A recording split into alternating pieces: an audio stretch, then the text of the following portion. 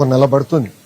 ఇప్పుడు మేము ఏం చేస్తున్నాం అంటే, ఇప్పుడు ఫర్ ఎగ్జాంపుల్ 100 పడకల హాస్పిటల్ ఉంది. ముందల మేము ఎక్స్పర్ట్స్ పెట్టి మొత్తం డిజైన్ చేసి ఒక ప్లానింగ్ చేసి ఆ డిజైన్స్ అంతా వచ్చిన తర్వాత మేము సంతృప్తి చెందిన తర్వాత మంగళగిరిలో ఉన్న డాక్టర్లందరికీ పెడుతున్నాం, ప్రజల ముందర పెడతాం, డిజైన్లన్నీ ఆ ఏరియాలో చూపిస్తాం. ప్రజల ఆమోదం తెలిపిన తర్వాతనే కార్యక్రమాలు మేము ప్రారంభిస్తాం. అదేవిధంగా గుడికి సంబంధించిన ఇష్యూ కూడా గండాల స్వామి, పానకాల స్వామి, అదేవిధంగా లక్ష్మీ నరసింహస్వామి 3 ఇంటిగ్రేట్ చేస్తూ చేయాలి లక్ష్యంతో మేము పెట్టిన. రోడ్ కానివ్వండి, వచ్చి అక్కడ ఉండేదానికి కానివ్వండి, ఎప్పుడైనా వచ్చి కూర్చునేదానికి అద్భుతమైన స్క్వేర్ కానివ్వండి, ఒక ఆడిటోరియం కానివ్వండి, ఇవన్నీ ఇంటిగ్రేటెడ్గా చేయాలనే లక్ష్యంతో మేము పనిచేస్తున్నాం. త్వరలో అది ప్రజల ముందు మేము పెడతాం.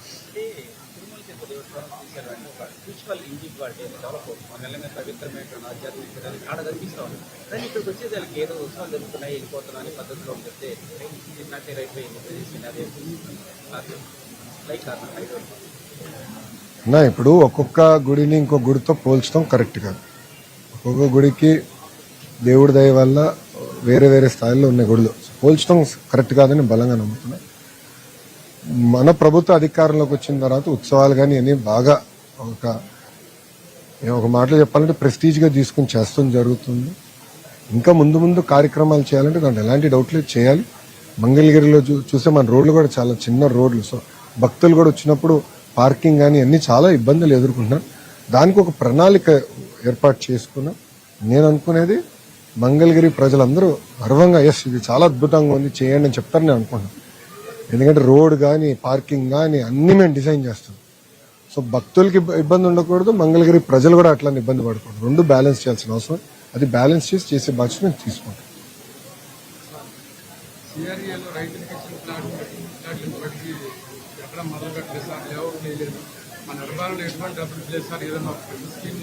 ఒక్క నిమిషం అండి, అభివృద్ధి లేదంటాం కరెక్ట్ కాదు. ఒక పాయింట్ నేను చెప్పదలుచుకున్నాను.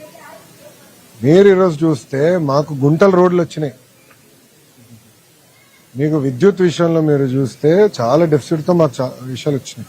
అవి ఒక్కొక్కటి చేసుకుంటా మేము వెళ్తున్నాం. ఇప్పుడు రిటర్నబుల్ ప్లాట్స్ మీరు టెండర్లన్నీ ఇప్పుడు పూర్తయినాయి, మార్చిలో పూర్తయి పనులు ఇప్పుడు ప్రారంభం అవుతున్నాయి. ప్రధానమంత్రి గారిని కూడా పిలిచి అన్ని పనులు మళ్ళీ తిరిగి ప్రారంభిద్దామని నిర్ణయం తీసుకున్నాం.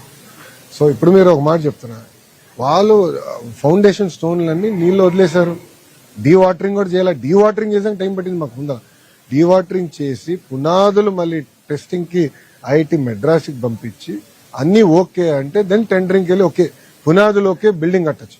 అంటే పునాదులే మార్చాల్సి వస్తే దానికి సెపరేట్ కాస్ట్ ఖర్చు అయ్యేది కదా. సో అవన్నీ మేము చేసి ఇప్పుడు పనులు ప్రారంభించబోతాం. సో ఏప్రిల్ మాసం నుంచి పనులు ప్రారంభించాం.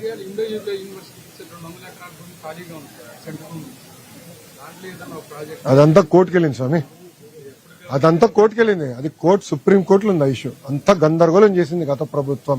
అవన్నీ ఇప్పుడు ఒక్కొక్క చిక్కు తీసుకుంటే రావాలి, అది చేస్తాం. అది ఒకరోజు అయ్యేది కాదు సార్, అది టైం పడుతుంది. ఎందుకంటే చిక్కు పెట్టేశారు, వాళ్ళంతా గడిబడి చేశారు, చిక్కు అందరు కట్టేసి పడేశారు. కోర్టులో ఉంది. అది ఇప్పుడు 1 by 1 తీస్తున్నాను, తీసి చేస్తాను. ఓకేనా? థ్యాంక్ యూ అమ్మా. జై హింద్.